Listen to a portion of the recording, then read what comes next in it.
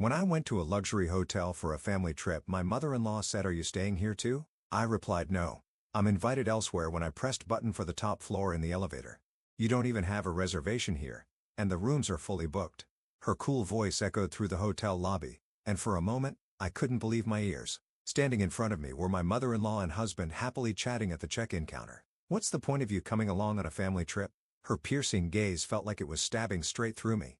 "I did say I'd be coming along, didn't I?" My voice came out strained, almost swallowed by the ambient noise of the busy lobby. Emily snorted dismissively. "You didn't make a reservation in the first place. How could you possibly expect to stay? Just go home." I could feel the eyes of other guests turning toward us. My ears grew hot, and my heart started pounding in my chest. A wave of shame surged over me, but I fought the urge to lower my head. Giving in would only let them win. How much more would I have to endure to be accepted? My chest tightened with a sense of powerlessness. "Do you know how much a night here costs? It's $2,000 per night. You don't have that kind of money, Meg." My husband's words struck me like a blow to the chest. No matter how hard I tried, I would never be part of this family. Memories of all the times I've been belittled, overworked, and unappreciated flooded my mind. "Someone of your background wouldn't belong in a place like this anyway. Go back home where you belong." Her cruel words pierced my ears, adding salt to the wound. I clenched my fists tightly, holding back the tears that threatened to spill over. "Actually, I've been invited here separately, so don't worry about me." I spoke calmly, though my voice wavered slightly. For the first time, I saw my mother-in-law's face contort with shock. A small spark of triumph lit within me. In that moment, I felt an unfamiliar strength rising within me. For years, I had lived with my husband and mother-in-law under the same roof. My father-in-law passed away several years ago, and my husband had pleaded with me to move him to help his mother. At first, my mother-in-law pretended to be considerate, saying, "Oh, it's fine, dear," but it was only ever directed at my husband. Once we started living together, her attitude toward me changed completely. Initially, she acted kind, saying things like, "It must be tough getting used to this," but that only lasted a few days. She began nitpicking everything I did, from household chores to the smallest details of my daily routine. "This house follows the James family traditions, you know." She treated me as if I were an intruder. My husband, meanwhile, just brushed it off, saying, "Just do as Mom says, and everything will be fine." I was working full-time as a manager in the sales department of a large corporation, having achieved my position at a young age. My monthly salary exceeded $5,000 and I was financially independent.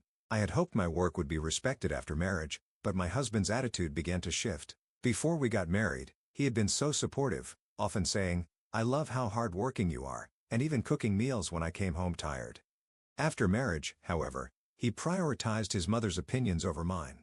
Emily's disdain became more apparent. Women in the Jameses family have always been homemakers. She looked down on me for my background, emphasizing her pride in being part of a family of government workers. My parents were ordinary working-class people, my father a local company employee, and my mother a part-time worker.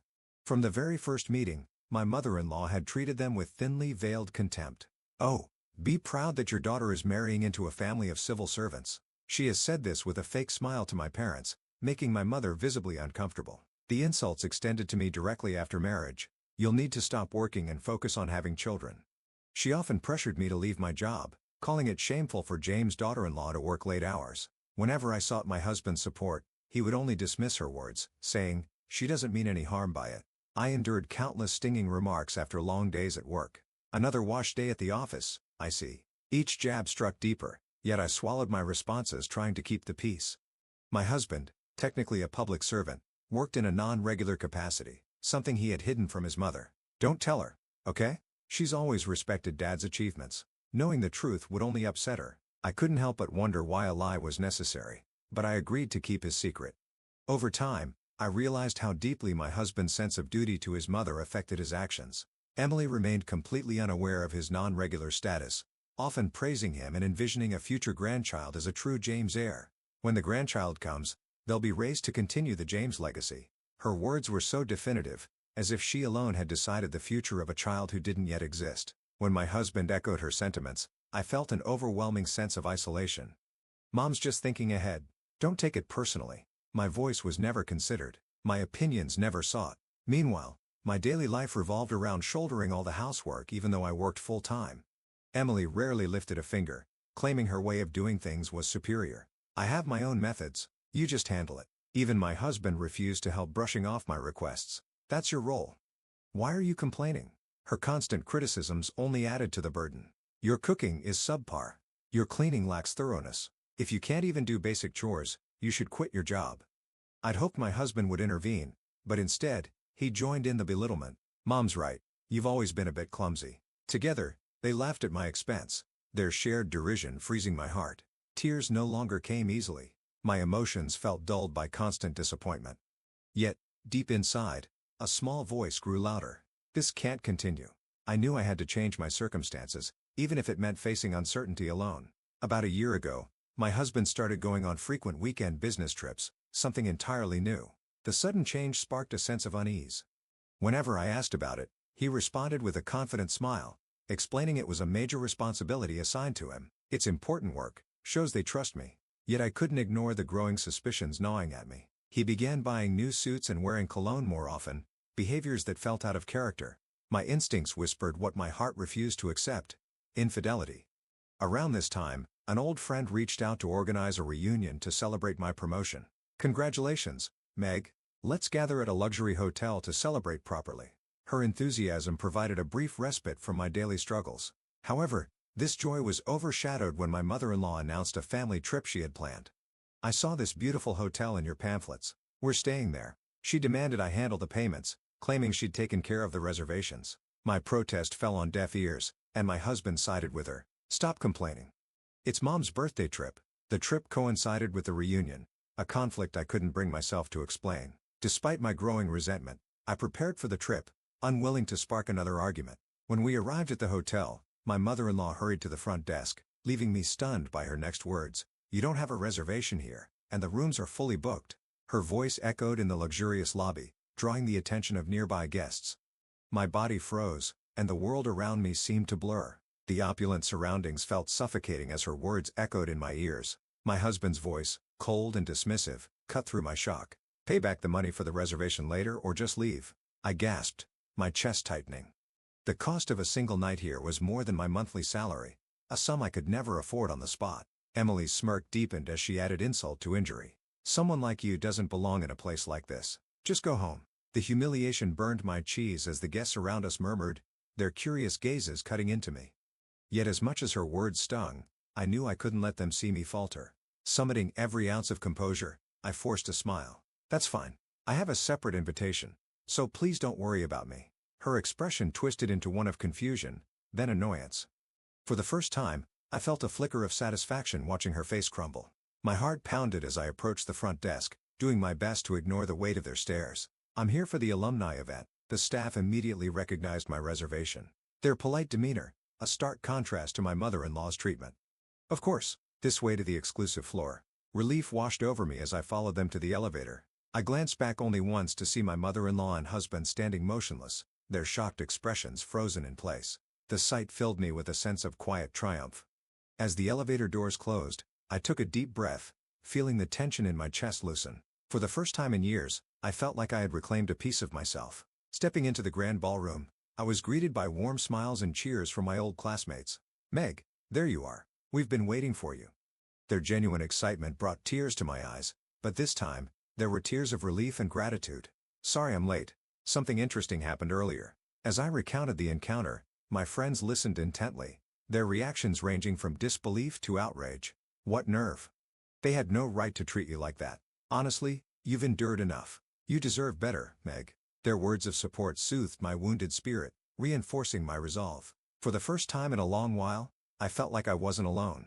As the evening progressed, laughter and memories filled the air, erasing the bitter taste of the earlier confrontation. But just as I started to relax, the doors to the ballroom swung open. Emily and her husband stood there scanning the room. The lively atmosphere quieted as everyone turned to look at them. Emily's eyes widened as she took in the luxurious surroundings and the crowd of successful alumni. Her voice, usually so commanding, faltered. What is this? Her face twisted with confusion and a hint of fear. I'm sorry, but this is a private event. Family members aren't permitted unless invited. The firm tone left no room for argument, and for a moment, my mother-in-law seemed lost for words. But I'm her family. I have every right to be here. Her voice grew sharper, but it was clear she was grasping at straws. Family? After the way you've treated her, you think you still have that right? The room murmured in agreement, and my mother-in-law's face turned red. You don't understand. This girl has been nothing but a burden to our family. Her words sliced through the air, but instead of feeling her, I felt a simmering anger rise within me. A burden? My voice, though quiet, carried through the room, silencing everyone. I've cooked, cleaned, and worked tirelessly for your family. Not once have you ever shown gratitude. Emily opened her mouth to respond, but I didn't let her. And yet, here you are, trying to humiliate me in front of my peers. Tears stung my eyes, but I refused to let them fall. Tell me, what have I ever done to deserve this?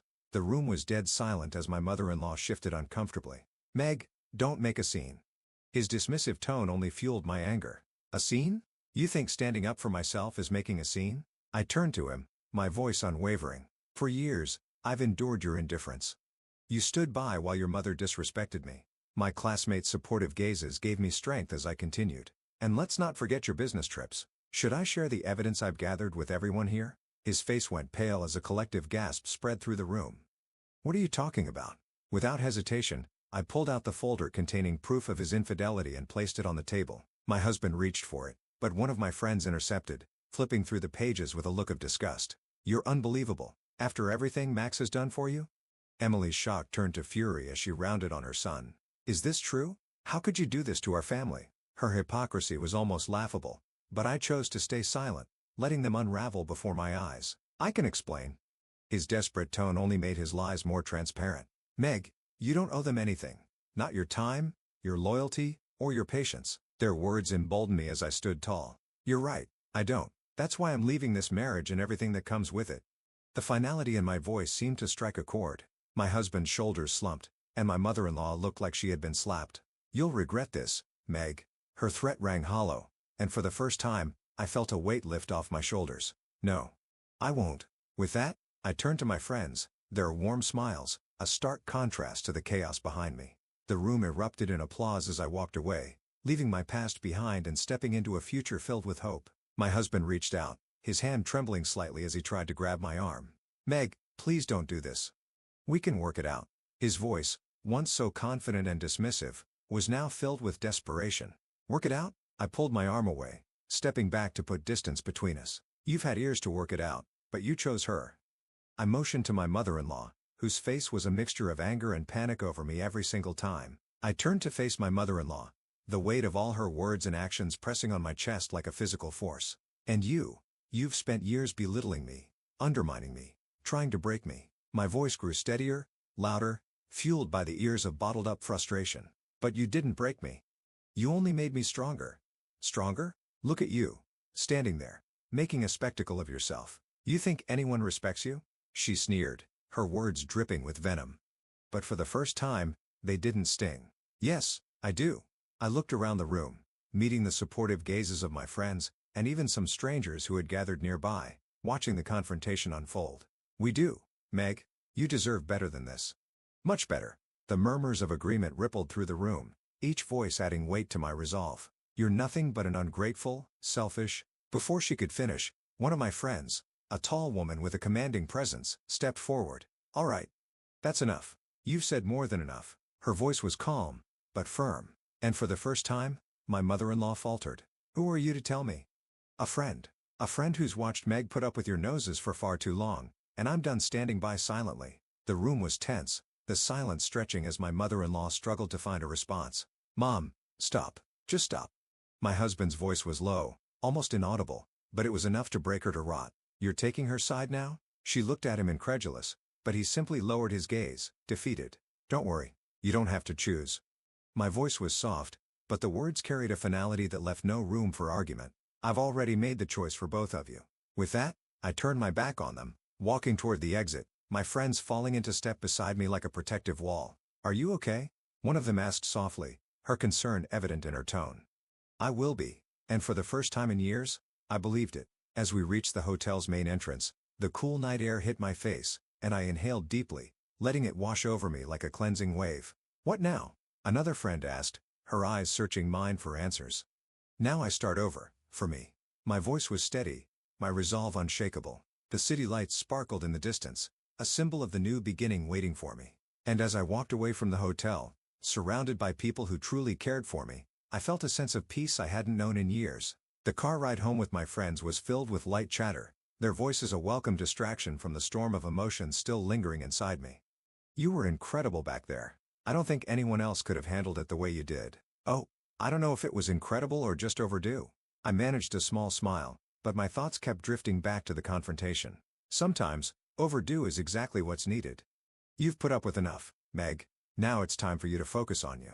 Her words struck a chord, and I nodded, gazing out the window as the city lights blurred into streaks of gold and white. So what's next? Do you need help packing, finding a place? You know we're here for anything. Their offers of support brought a lump up to my throat. For so long, I had felt alone, trapped in a house that never felt like home. Now the idea of starting anew felt both exhilarating and terrifying. I'll figure it out, but knowing you're here means everything. My voice cracked slightly, but I didn't mind. Vulnerability felt safer now, surrounded by people who genuinely cared. We've got you, Meg, whatever you need. As we pulled up to my apartment complex, I took a deep breath before stepping out of the car. Do you want us to come up? No, it's okay. I think I need some time to process everything, but thank you. Really. They hugged me one by one, their warmth, a stark contrast to the coldness I had grown accustomed to over the years. Once inside my apartment, I leaned against the door, the silence almost deafening. The memories of the evening replayed in my mind, each moment sharpening my resolve. I walked to the bedroom, pulling out an empty suitcase from the closet.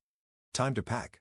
The words were spoken aloud, more to convince myself than anything else. As I folded clothes and sorted through belongings, I stumbled upon a photo album tucked away on a high shelf. Opening it, I saw pictures of my wedding day, smiles frozen in time. I lingered on one image, my husband and I cutting the cake, our hands intertwined.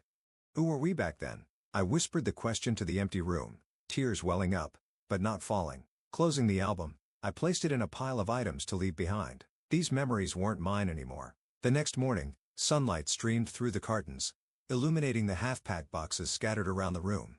My phone buzzed, pulling me out of my thoughts. Good morning. Just checking in. How are you feeling today? A little overwhelmed, but okay. Thanks for asking. Don't forget, you're stronger than you think. Let me know if you need anything. I smiled at the message, grateful for the reminder. Just as I was about to continue packing, there was a knock at the door. My heart skipped a beat. Who could it be? Peering through the peephole, I saw my husband standing there, looking disheveled and nervous. I hesitated, my hand hovering over the doorknob. Finally, I opened the door a crack, just enough to see his face. Meg, please, I need to talk to you. His voice was barely above a whisper, but I could sense the weight of his words. I don't think we have anything left to say. Just 5 minutes. That's all I'm asking for. I steadied him for a moment before stepping aside and motioning for him to enter. He stepped inside, his eyes darting around the room, taking in the half-packed boxes and the open suitcase on the bed. You're really leaving? What did you expect? My tone was sharper than I intended, but I didn't apologize. I know I messed up. No, I ruined everything. But, Meg, can we talk about this? Talk about what? How you betrayed me? How you let your mother treat me like I didn't matter? His face crumpled, guilt etched into every line. I know I failed you. I failed us. But I swear, I want to make things right. And what does that look like exactly? My arms are crossed tightly, a barrier between us. I'll cut ties with my mom. I'll go to therapy. I'll do whatever it takes. Just don't leave me, Meg. His voice cracked, and for a brief moment, I saw the man I had fallen in love with. It's not that simple. Why not? We've been through so much together. Doesn't that mean anything? His desperation was palpable, but it wasn't enough to erase the years of pain. It did. It meant everything. But you let it all slip away. I was stupid, blind to what I was doing to you. I know I don't deserve forgiveness, but I'm asking for a chance. I felt the familiar tug of his words, the part of me that wanted to believe in redemption, but another part, stronger now, resisted. A chance to do what? Repeat the same cycle? No. A chance to be better, to prove I can be the husband you deserve. I sighed, turning away from him to gather my thoughts. I've given you chances, so many chances. Each time, I hoped things would change, but they didn't, and I can't keep doing this to myself. He reached out, but I stepped back. The space between us, a physical reminder of the emotional distance that had grown. Please, Meg, don't let this be the end. I looked at him, really looked at him, and for the first time, I didn't feel anger or sadness. I felt nothing. It already is. The finality of my words hung in the air, and I saw the realization draw in his eyes. I don't know how to fix this. Maybe that's the point. It's not something you can fix anymore. He nodded slowly, his shoulders slumping as he made his way to the door. I'll always regret what I did to us. He paused, looking back one last time. Goodbye, Meg.